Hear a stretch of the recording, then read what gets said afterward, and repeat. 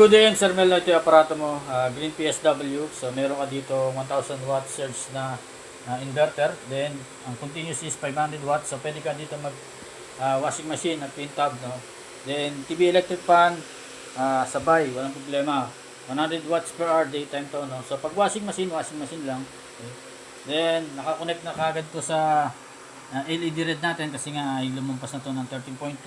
So ang low bat nito pag nawala yung LED red ay 11.5.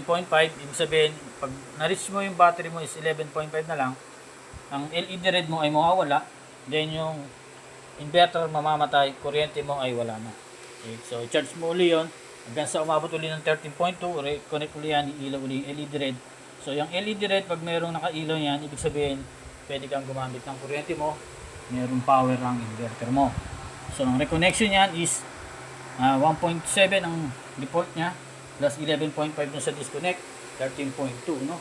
So makikita mo dyan yung icon, nagcha-charge, no? Solar panel icon, then blinking arrow, ibig sabihin ay gumagana yung solar panel mo, then nagcha-charge yung battery mo. Okay? So wala tayo ditong washing machine, no? So electric fan lang yan. So pwede ka magsabay dyan TV, no? Pero meron ako ditong drill. So testingin natin yung drill natin, no? Ayan. So assuming na ano to na washing. So huhugot to ng malakas na kuryente dahil nga malakas ang wattage nito. So makikita mo 13.1, no? So bumababa siya ng 12, no? So pure sine wave nga inverter mo, wala siyang ugong sa mga motorized, no? 60 Hz output nito.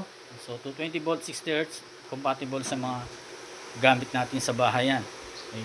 So pagpapatay mo yung aparato mo, siyempre tanggalin mo yung mga nakasaksak, parehas lang kuryente sa bahay, no? Then patayin mo yung solar panel, no?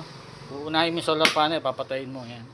Then mawawala yung icon, then yung inverter, okay? Then yung battery. Okay. So darating sa yung aparato mo yan, yan lang, merong kasamang previous na battery clamp yan. So positive to negative color coding naman yung wire natin dito sa mga breaker, no? Breaker ng solar panel, breaker ng battery, breaker ng inverter. Itong dalawang breaker diretso yan sa battery mo. Yung isa is solar panel, no? 200 watts or 100 Ah na battery, walang problema, no? So meron tayong link, pwede yung orderan, then pwede naman tayo mag-chat or video call sa mga concern.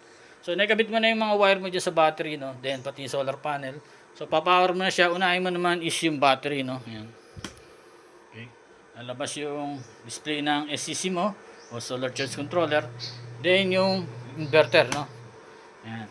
So nag-connect kagad kasi mataas ang battery ko, so pwede kagad ako gumamit ng electric fan dyan, no? Ayan. Okay. So 220 volts, pwede TV na, walang problema, 32 inches.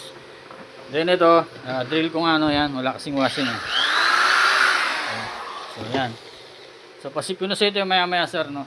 Then solar panel, power natin para nagcha-charge, walang problema kahit charging while using, no?